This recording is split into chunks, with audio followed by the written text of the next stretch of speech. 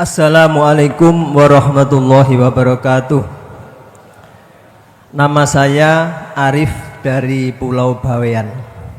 Bertanya Gus, agar hati saya ini tenang dan mantap dalam masalah zikir. Pertanyaan pertama, zikir sirul asral ada 3 tahapan, yaitu su'aul basyirah, ainul basyirah, dan hakul basyirah. Itu diambil dari kitab apa? Mohon penjelasan plus ibarahnya mungkin. 2. Tahap pertama su'aul basyirah, alhamdulillah sedikit banyak saya sudah paham dan sudah mengamalkan walaupun sedikit. Belum berani melangkah tahap kedua, yaitu di ainul basyirah. Ternyata pernah dengar kata Gus, su'aul basyirah itu masih mengandung syirik karena masih ada 2. Berarti saya harus berusaha tidak syirik, yaitu masuk di ainul basyirah. Lah, ainul basyirah itu apa yang harus kita lakukan, atau hati ini harus merasakan bagaimana? 3. Menanggapi di tahap ketiga, yaitu hakul basyirah. Hati ini bergejolak Gus. Terkadang berpikir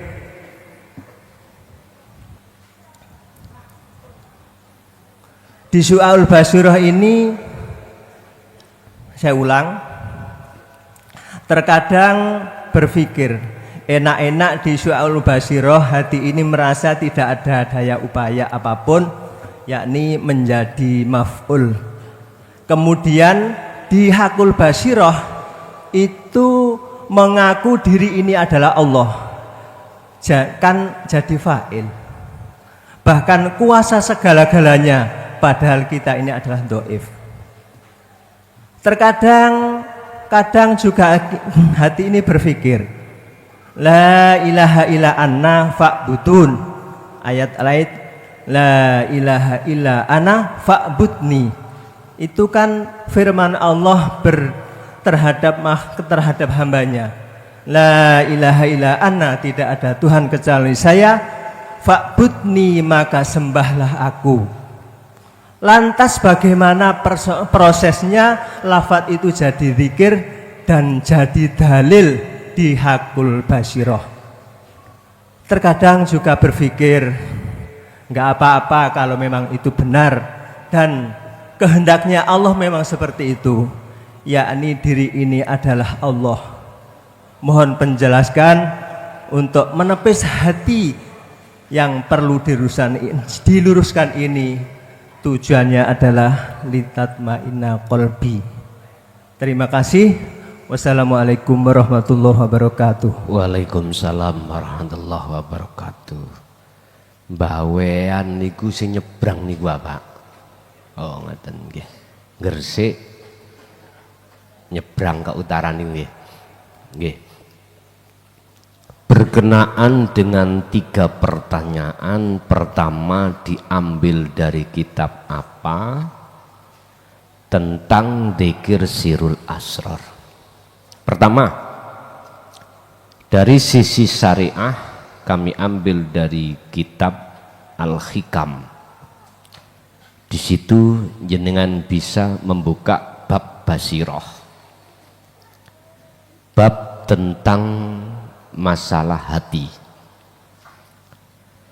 Di situ ada 3 kalimat yang tidak bisa dipisahkan antara su'aul basyirah wa ainul basyirah wa hakul basyirah.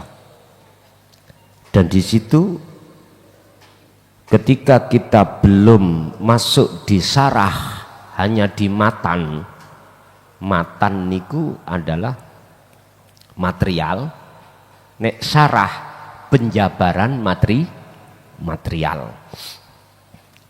Kalau kita masuk di bahasa matan, nggak berbunyi bahasa adzikru, boten berbunyi. Kalau jenengan masuk di dalam syarah akan masuk ada bahasa al-zikru. Satu, dua, ini kami ambil dari mana? Yang namanya dzikir sirul asr, padahal seluruh sak dunia, mohon maaf, aku ngomong sak dunia, gak sak Indonesia. Torikoh sak dunia kaget, kok ono dzikir sirul? Padahal selama ini kita bertorikoh hanya mengenal tentang dzikir jahar dan dzikir siri. Mengapa? Dan dari mana? Ngoten. Sampai buka di dalam secara hakikat Al-Quranul Qadim, tepat di surat Al-Anbiya ayat 87. Di situ ada kalimat la ilaha illa anta. Sebelum la ilaha illa anta, pengenalan kita nama dulu la ilaha illallah, syariat. Lalu naik satu tingkat la ilaha illahua, thariqah, membahas tentang sifat.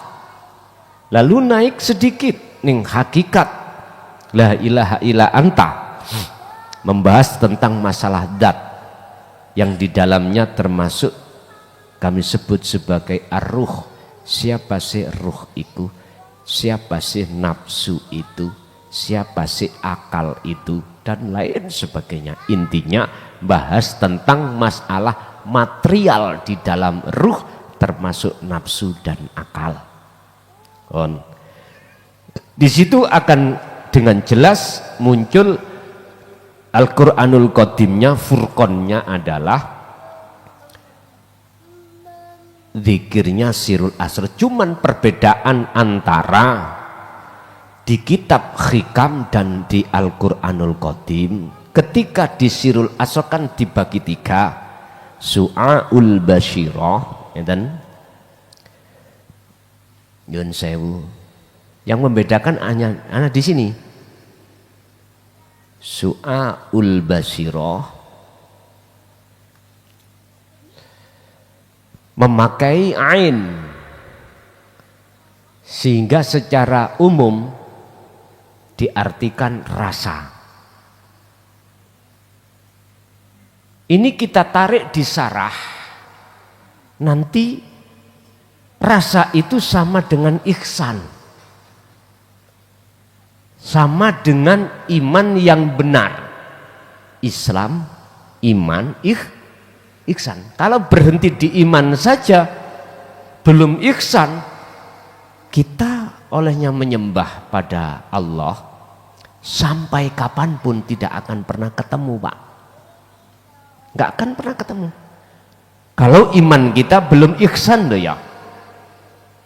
Ihsan itu iman jenengan kali kula yang sudah benar, berarti tidak ada syirik sama sekali, baik jali lebih-lebih khafi.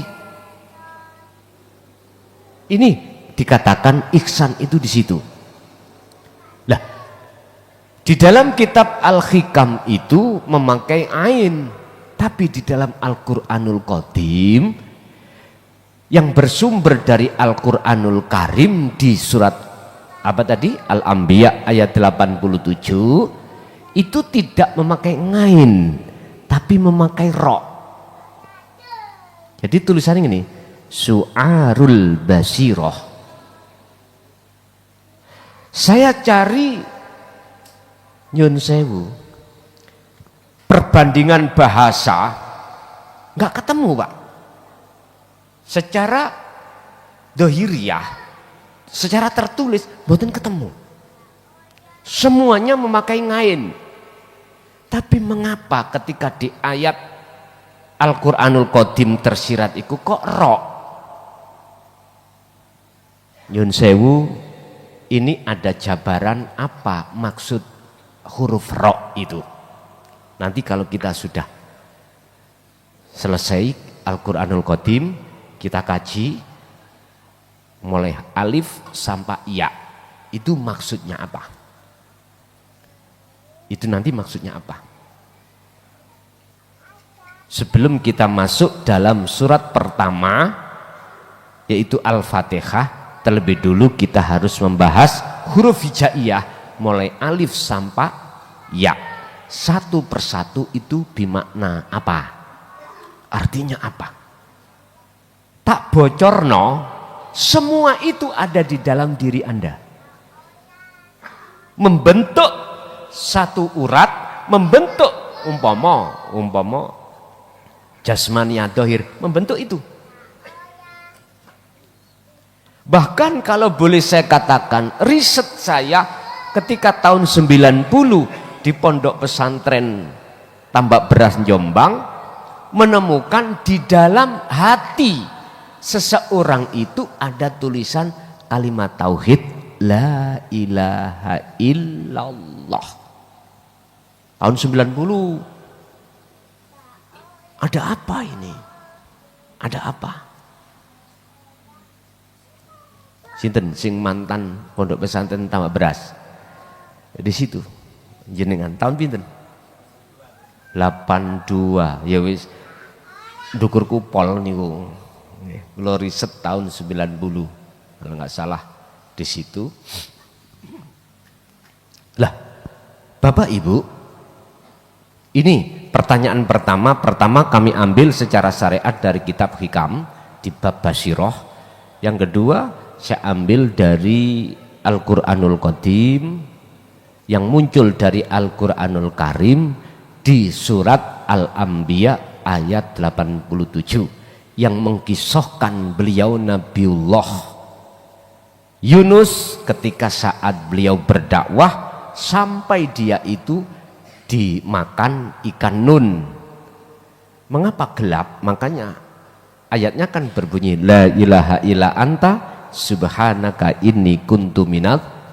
Artinya kita kalau sudah merasa Allah dekat, itulah awal kita merasa ternyata mulai balik sampai umur kita 70 hati roh ini dolim dateng Gusti. Dengan bentuk apa? Menyekutukan, beriman kepada selain Allah. Contoh, aku makan pisang kok terasa manis, hatiku mesti manis sumber dari pisang. Padahal innallaha sak temene Gusti Allah iku selalu melimputi atas segala hal sesuatu. Melimputi. Makanya tadi saya katakan siapa sebenarnya di balik mukawin ini, di balik makhluk ini siapa sebetulnya? Itulah yang harus kita temui. Itu harus ihsan iman itu, kalau tidak ihsan boten saged pun. Yang nomor 2 di dalam bab su'aul basirah, apa yang harus kita jalankan untuk mencapai ainul basirah. Sebab katanya ketika di su'aul basirah itu masih ada syirik khafi, kita masih menyekutukan Allah pada yang lain, bahwasanya yang lain itu masih wujud. Ada yang menghadap, ada yang dihadap, ada yang melihat, ada yang dilihat, dan ada mata untuk melihat. Nyuwun sewu, 3 perkara ini wajib hukumi fana.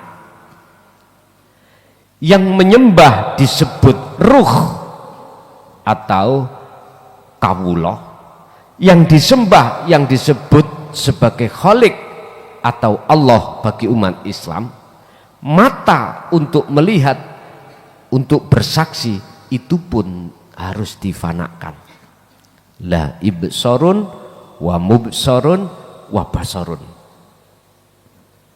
Artinya untuk bisa sampai ke ainul basirah, keakuan kita sebagai makhluk yang berkholwat, yang berzikir, yang berapapun, itu harus sampai tinggalkan.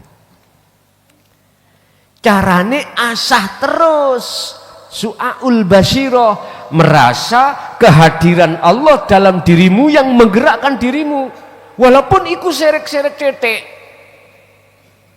Sebab dengan cara itulah nanti Anda akan dipindahkan Allah ke Ainul Basirah. Sebab pindah kita itu, jikalau tidak dipindah Allah, yo tetep ora iso pindah. Inilah Pak, cara Anda untuk ketika solok bisa wusul itu harus lepas, menafikan keakuan diri yang berzikir, yang berkholwat, yang berkhususiyah dan lain sebagainya. Pertanyaan yang di belakang, Gus gak masuk alam gung lewang liwungah terus gendeng teng mriku, lali anak lali bu. Tadi saya katakan jenengan nek sik wedi gendeng mulya. Lah wis cetha to jawaban saya?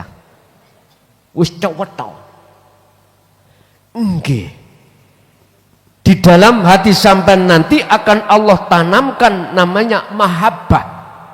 Rasa rindu, rasa bercinta, merasa cinta hanya pada Allah. Jikalau ini nanti Allah tarik sampai ke dohirnya, aku orang ngerti jawani. Ngerti aku orang ngerti jawani? Iku dudu urus aku. Urusan Allah yang terbaik buat Anda. Akhirnya nih ngomah ditawani nyonya, Mas njaluk misale njaluk mangan maksudnya sama lu kesusu ae. Mau wenengai.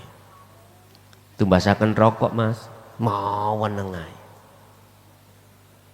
Akhirnya sak keluarga itu musyawarah. Tak jar-jarno bujuku sejak ngaji nang Jaya Baru tambah suwi gak tambah bener. Kok tambah gendeng iki apa? Lah ngoten toh? Iki satu sisi loh ya, satu sisi. Tapi sampean belum tahu nikmatnya beliau yang seperti itu. Tidak pernah menerima kedamaian beliau seperti itu.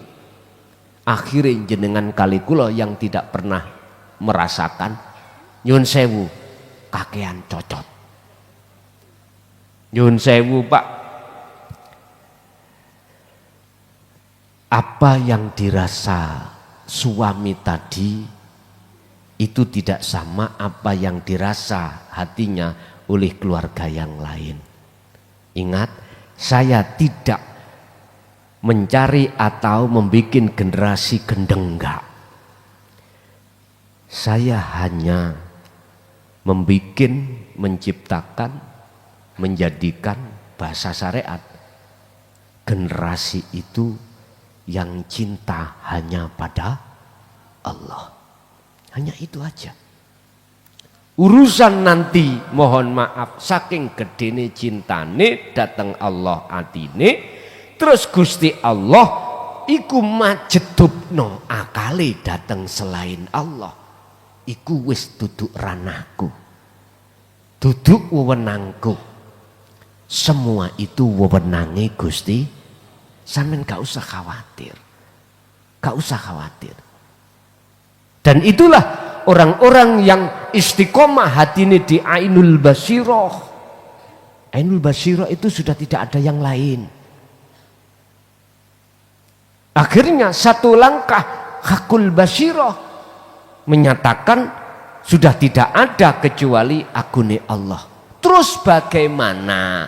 Surat Toha ayat 14 yang mengatakan fa'budni wa aqimis shalah lidzikri, sembahlah aku. Berarti kan masih ada dua, ada yang menyembah, ada yang disembah. Pun Pak, memang secara lugat bahasa ini ada dua dalam kalimah fa'budni. Tapi apa tidak lebih ekstrim? Surat Toba ayat 11 nih loh. Ar-Rum ayat 14. Wa nabda'u yun sewu wa yabda'u Mohon maaf. Mengapa Allah ikut tunggal kok memakai jamak? Tandane wawu jamak di situ. Awalnya dimasuki fi'il amar, iki dimasuki yang namanya kok fi'il amar, fi'il mudhari dimasuki ya. Tapi di belakangnya kok jadi jamak. Padahal Gusti Allah ikut tunggal. Tandane jamak di situ wawu. Ini pernah ditanyakan saudara saya yang ada di Jember ini.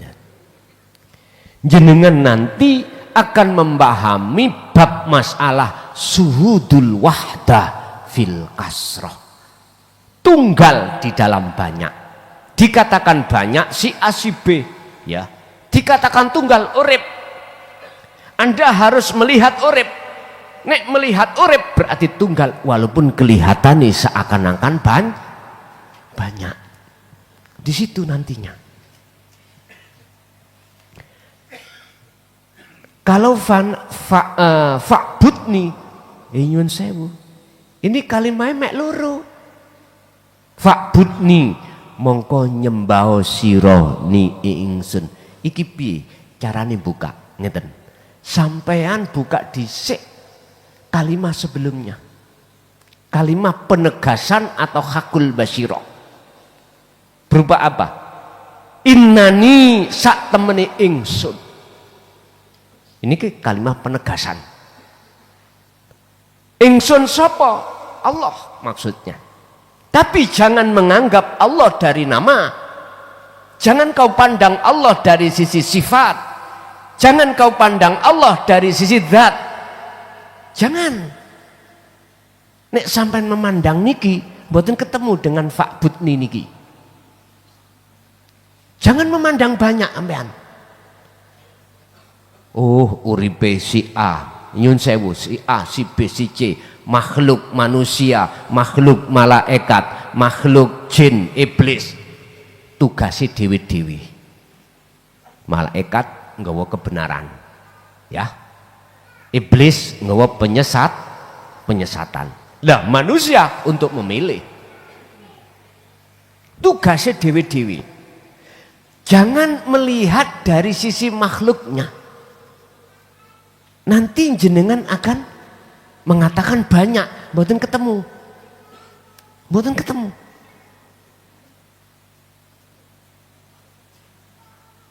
Mana yang dimaksud pernyataan innani anallah, sesungguhnya aku iki Allah.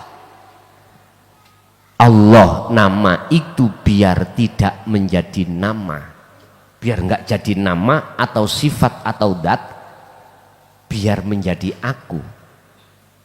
Masalah ayatnya berikutnya, la ilaha illa ana, tidak ada Tuhan yang wajib disembah kecuali aku. Iku jenengan harus pertama kali merasa Allah dekat. Di dalam hati jenengan iku bisa memunculkan ning ati dalam hati kalau Allah itu dekat. Padahal selama ini kita diberikan pendidikan Allah itu di arah sana. Telunjuk sambil menduding ke di atas sab langit 7. Di sana ada Sidratul Muntaha. Kanjeng Nabi dulu ke sana numpak buruk. Nek sekarang, nek dulu buruk itu berupa gambar jaran ndase wong wedok sebetulnya itu nafsu. Makanya mengapa di dalam ayat wazujina linasi tentang hubus syahwah pertama iku minan nisa, wong wedok kok gak minan rijal. Ayatnya kok minan nisa karena wong wedok iku nyun sewu, Bu nggih, nyun sewu. Allah ciptakan untuk berai. Ngerti berai? Berhias. Supaya apa? Wong lanang iku ceke kepincut. Sampak wakila suaranya itu aurat. Ada yang mengatakan suaranya itu aurat. Berhias. Sebetulnya itu gambaran nafsu di dalam diri kita, Pak. Itu yang beliau Rasulullah tumpai. Mengapa harus dikendalikan oleh malaikat muqarrabin? Ingat, nafsu sepanjang sejarah, sak jinak-jinake nafsu pasti akan nyelentik menikam kau dari belakang. Padahal sudah jinak, apalagi masih liar. Lah, sing jinak sing nyelentik kok. Apalagi sing liar. Wis. Itulah sebagai tumpaan, artinya Pak Bu, kekarepan perilaku sampean kali kula di dunia ini macam loro. Ya toh? Ana ngibadah sing murni ambek enggak murni. Jadikanlah kedua kendaraan ini untuk kau tunggangi bertemu terhadap Allah. Tapi faktanya paling mentok jenengan iku pingine ketemu surga. Mentok pun. Padahal surga iku ya makhluk. Lah kok ya ora gelem ketemu sing gawe surga iku piye? Ini kita dikerdilkan memang. Makanya dikembor-kemborno. Pahalane ganjarane ku yo sak ganjarane lurah kurang gawete. Akhirnya sampean berangkat sing penting ganjaran. Ngoten. Memang pendidikan kita di situ, Pak. Setelah kau betul-betul mengatakan bahwasanya aku iki Allah, fa'budni, iki masih ingsune Allah yang dawuh. Oleh sebab itu fa'budni, sembahlah ingsun. Mboten Allah liya. Sudah tidak memakai Allah. Fa'budni, mongko nyembah sira ni ingsun. Ana. Artinya apa, Pak? Selama kita masih dalam diri itu masih sakliyane anak Allah, misalnya tak jabarno munculi sakliyane kuwi, selama itu masih syirik. Selama itu kita masih dikatakan orang yang menyekutukan Allah, sekalipun itu syirik khafi. Di situ kujelaskan di dalam kitab itu tentang syirik khafi, ada di situ. Lah, biar di situ lepas syirik khafi iku bagaimana? Ya dzikir jenengan iku harus sampai ke hakul basirah. Kalau sudah ke hakul basirah, ya dah, menyatakan keakuannya Allah, sing nyatakno iku Allah, bukan kita. Kita kan sudah fana. Ingat Pak, tak proses. Makhluk asalnya kan nggak ada. Adanya sebab diadakan oleh yang ada. Wis katakan enteng-entengan Allah. Oke. Akhirnya ada dua ada. Adanya Allah akhirnya disebut yang maha ada. Adanya kita karena diadakan oleh yang maha ada. Berarti kalimat ada itu masih dua. Padahal kalau jenengan, kalau boleh saya katakan, adanya kita itu epok-epok. Adanya kita makhluk iku sejatine epok, pura-pura. Tapi kok dhisik wong faktane ono ngene lho, rokok yo ono. Lah nek gak ono lha apa cocot menyedot. Nah, cocot iku yo padha ae ambek cangkemmu, Pak. Suaramu lah padha mawon. Lah apa sampean bedakno antarane basa kuwi? Niki nek ketemu wong Jogja iku wong tukaran niku.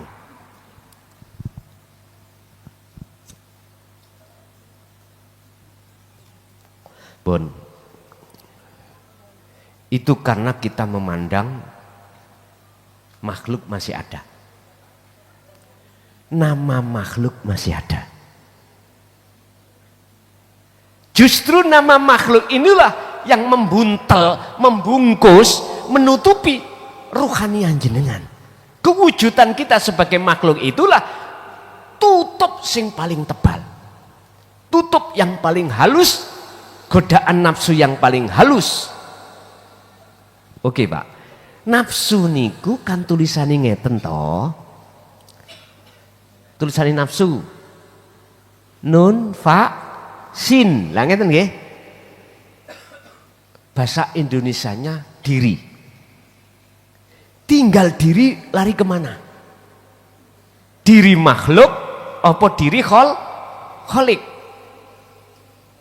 Ingsun makhluk apa ingsun kholik Allah? Oleh karena ruh iki mau kebuntel wujud makhluk, mongko mesti kembalinya itu kalimat nun faksin.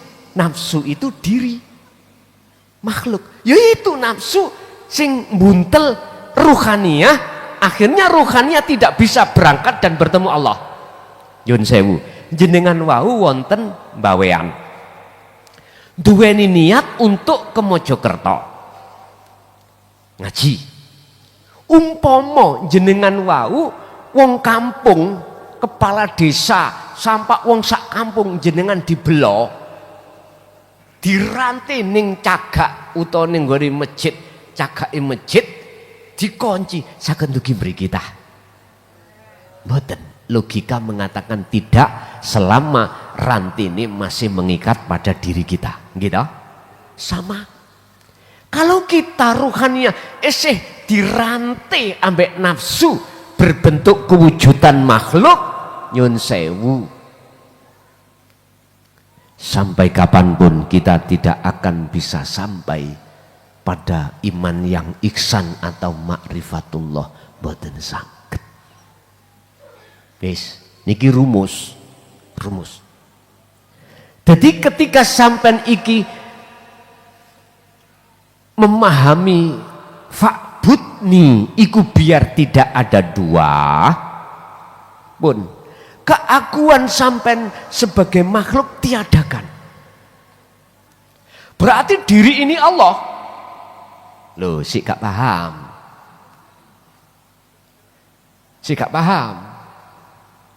Kalau yang dimaksud diri ini Allah, laisa kami sayun, monggo.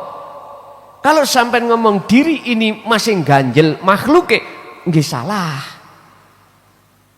Buka di dalam surah Al-Anbiya 29. Bagaimana hukumnya orang yang belum tiada diri makhluk mengatakan diri Allah? Disitulah jawabannya. Artinya muncul keakuan aku Allah kok sik keselilitan nggih wujude diri makhluk niku mboten angsal. Pak nyun sewu, wong kebelet nising nek wis wayahe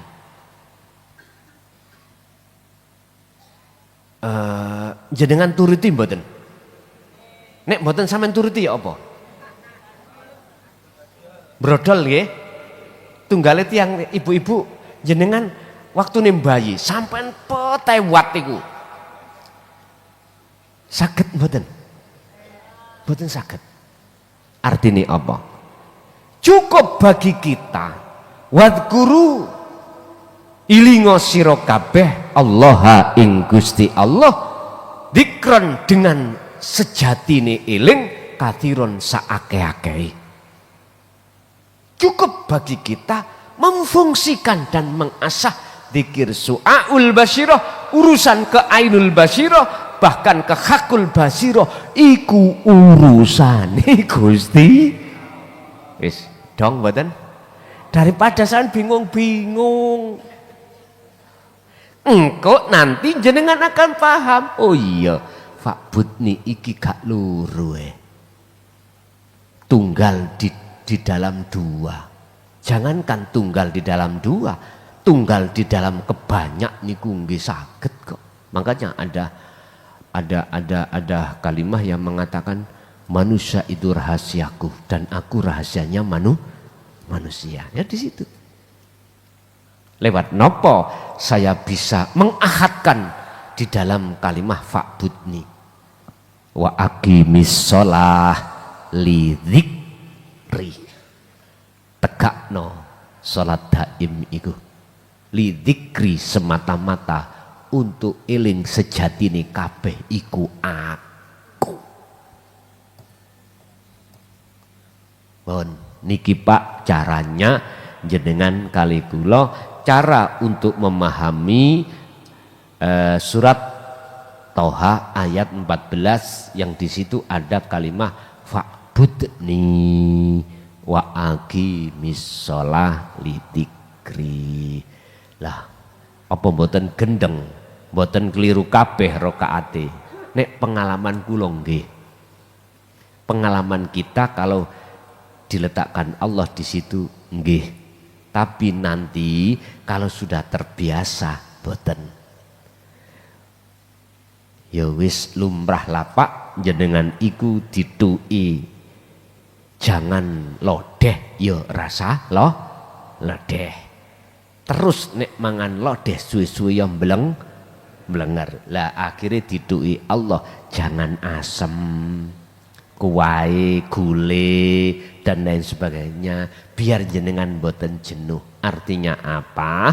Kita manusia itu dihadapkan Allah berbagai macam aktivitas supaya gak jenuh ketemu Gusti Allah. Mekaten. Oke, lanjut.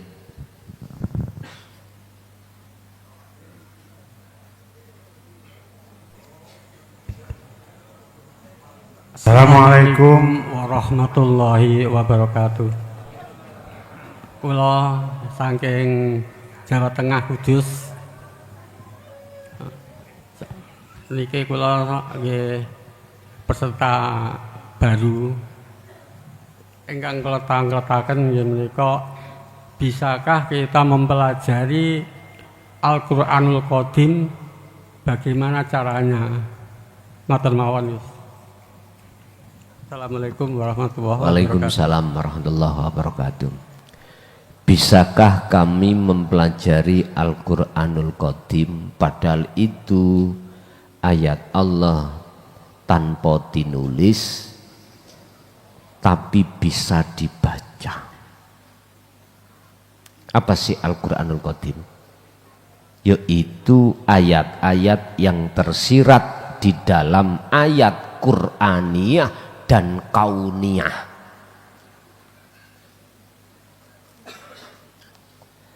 Qur'aniyah itu yang tertulis iki Pak. Ya. Kauniyah yang tercipta niki. Di balik itu semuanya ada ayat yang disebut tersirat. Itulah Al-Qur'anul Qadim, itulah Al-Furqan. Ada surat dalam Al-Quran namanya Al-Furqan. Pertanyaannya bisakah? Bisa. Terus kalau bisa bagaimana caranya? Jenengan terlebih dulu harus dibimbing tauhid la ilaha illallah, la ilaha illahuwa, la ilaha illa anta, la ilaha illa ana. Modal inilah nanti jenengan akan paham sendiri. Lah, untuk tahun ini di akhir zaman ini jenengan katakan nekat monggo, tapi saya tidak. Sudah waktunya yang tanpa dinulis itu wajib ditulis. Makanya dulu sudah saya katakan kitab akhir ini yang berhak membawa adalah seseorang hatinya paling tidak Sirul Asr dzikir itu sudah jalan. Kalau belum berarti sama halnya jenengan belum berhak untuk mendapatkannya. Nanti akan tahu sendiri. Yang jelas nanti itu kami baca dan kami terangkan dari ayat per ayat, dari surat per surat, tidak secara rahasia tapi terang-terangan. Urusan walau karihal musyrikun, aku tambah seneng. Wong sak jagat benci kula, tambah seneng. Tambah enteng kula. Bengi biasa ngaji, gak ngaji. Penak toh kelontok ini. Suwe gak tahu ngunu pisan gak tahu